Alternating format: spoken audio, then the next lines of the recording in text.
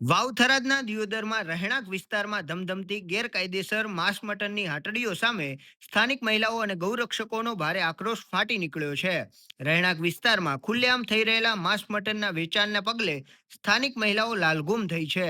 મૂંગા પશુઓની ક્રૂરતાપૂર્વક થતી હત્યા સામે ગૌપ્રેમીઓ અને મહિલાઓમાં ભારે રોષ જોવા મળી રહ્યો છે.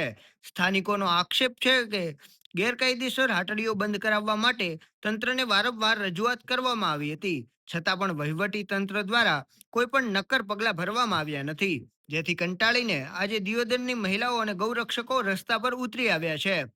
દિયોદરના સુપ્રસિદ્ધ મહાદેવના મંદિરથી વિશાળ રેલી સ્વરૂપે સૂત્રોચ્ચાર કરતી મહિલાઓ અને ગૌપ્રેમીઓનો મોટો કાફલો સીધો દિયોદર પોલીસ મથકે પહોંચ્યો હતો અને ગેરકાયદેસર કસાઈખાના તેમજ મટનની દુકાનો તાત્કાલિક બંધ કરાવવા ઉગ્ર માંગ કરી હતી. હવે જોવાનું એ રહેશે કે મહિલાઓના આક્રોશ અને ગૌરક્ષકોના વિરોધ બાદ પોલીસ તંત્ર અને સ્થાનિક તંત્ર ક્યારે જાગે છે અને આ ગેરકાયદેસર હાટડીઓ પર કેવા પ્રકારની કાર્યવાહી કરવામાં આવે છે તે તો આવનારો સમય બતાવશે.